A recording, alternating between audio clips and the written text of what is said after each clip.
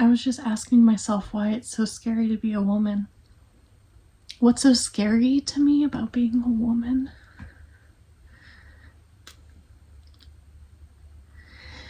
Is not being as strong as men are.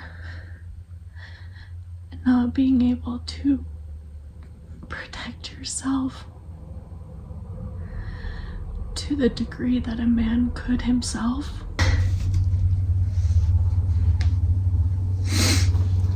Naturally, women are the prey. Women are oppressed comparatively to men.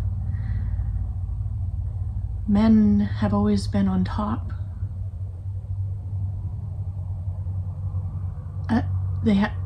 There's this sense of power. What sucks about being a woman is not being able to ever have that power. Not being seen as an equal. Being looked at as ignorant, incompetent, and submissive. I just want to be looked at as an equal. I just don't want to be looked at as the woman I am and anything more than a gender. Like, looking at me as a woman and then immediately being like, she's weak. Oh, I bet she never got her hands dirty. I bet, just all these oppressive things is so heavy to carry around. I wish I was as good enough as a man, and I don't even know if that makes sense. Societal-wise,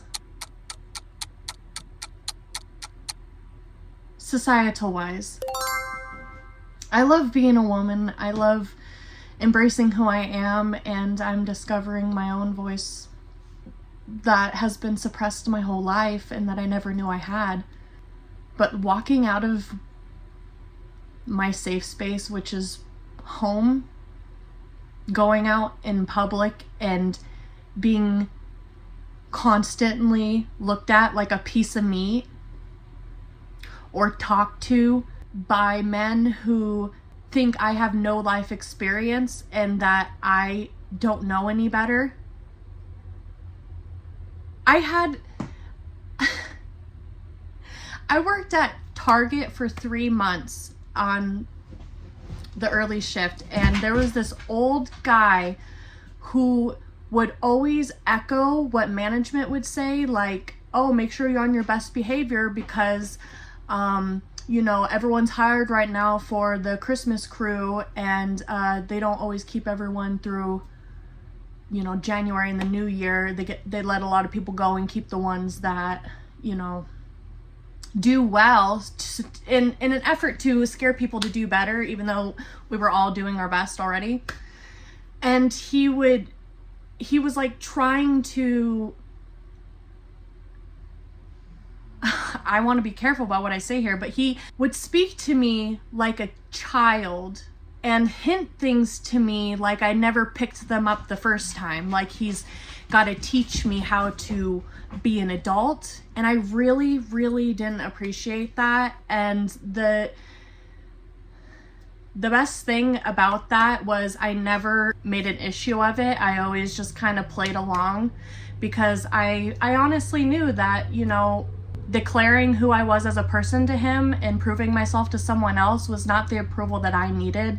My approval comes from within myself, and I accept myself and I approve of myself and I am good enough, and I don't gotta fucking prove that to anyone. And so I just let it be. A couple weeks go by and we were on the conveyor belt where the trucks come and the boxes come, and you gotta put the boxes, like if it's chemicals or toys or home goods. I wanted to go in the truck and throw the boxes because I didn't want to be the one to organize and put them away. I wanted to be the one that didn't have to use the brain, just the muscle, and sling shit out of the truck and put it on and let everyone else organize. I wanted to be the one to move stuff from A to B. And he did not think that I could do that. I saw my opportunity. The guy that usually was in the truck, he had to leave for some reason.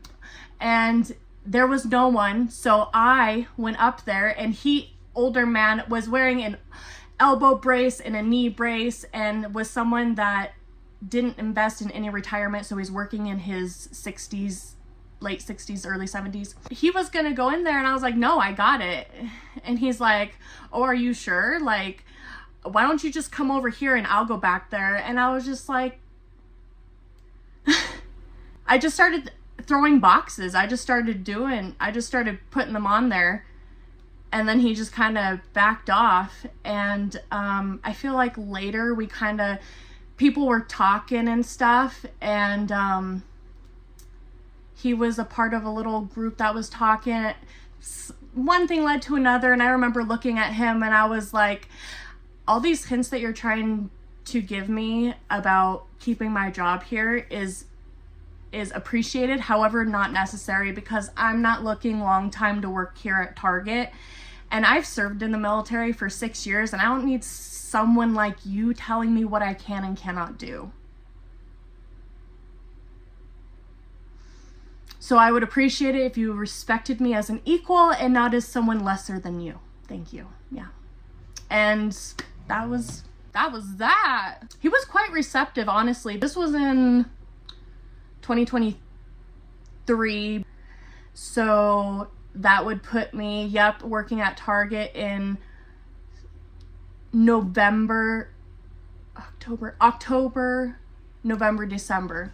Yeah, so like 2 or 3 months I worked there. Wow, a lot of emotions in one video. I hope that story kind of shows where I'm coming from, like, and this older gentleman could have definitely meant well, and I'm pretty sure he did. I'm pretty sure he did. He definitely was in his generation, thought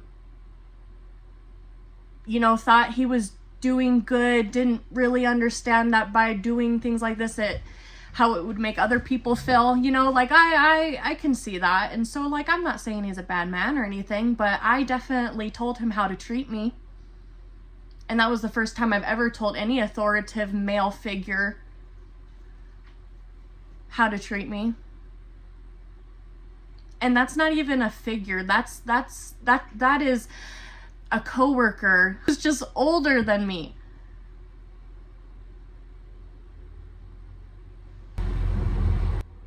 And that's how hard it is for me, because I'm having to rewire my brain from interpreting older men as authoritative figures that you cannot question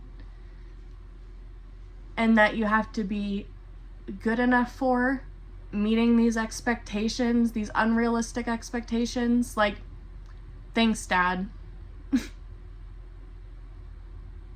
You didn't teach me anything about being independent or loving who I am, and taught me everything about if I listen to you and do as you say with no questions asked, that I'll be fine in life. No, I was not fine in life. I joined the fucking military, and I was consistently raped and sexually assaulted and sexually exploited because I was seeking guidance. There's a lot to unpack there. There is definitely a lot to unpack there. My dad raised me to be codependent on him. My dad raised me to not be independent. It is so hard to articulate. And he did this consciously and unconsciously. Stuck in the generational trauma.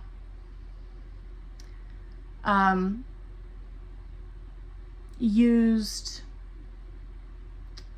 what is it? When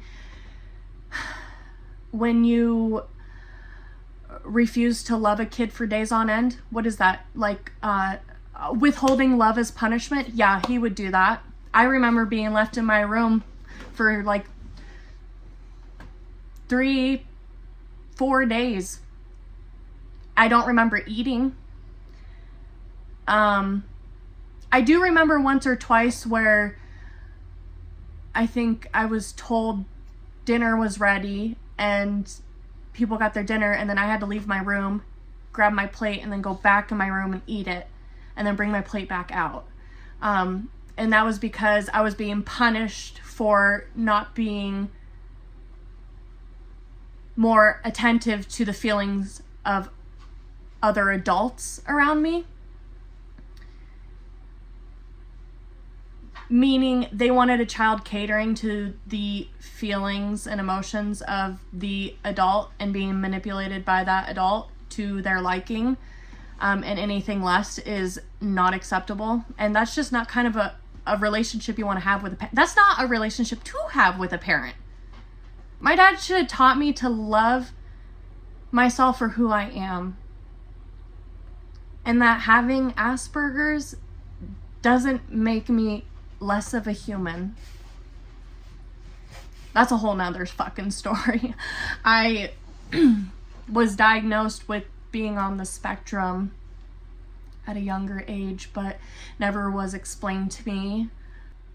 I never understood what was wrong with me. I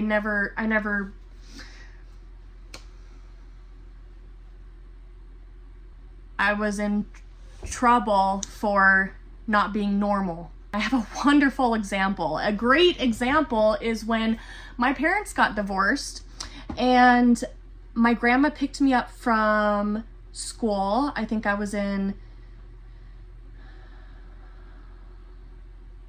7th grade, maybe 8th grade. Me being me, I got in the car and, she said hi, I said hi, and then she drove me to my house and I got dropped off and went inside. And then the next thing I knew, I was in trouble because I made my grandma cry because I ignored her.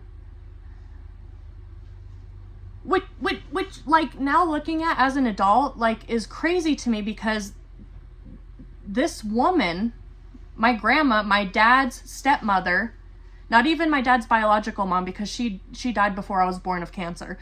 But this woman internalized a sad and depressed child being quiet on a car ride home as disrespectful and inconsiderate to her feelings. And I got punished for that. I was withheld love. I didn't see anyone for days because I had to be in my room upstairs away from everyone else that was downstairs.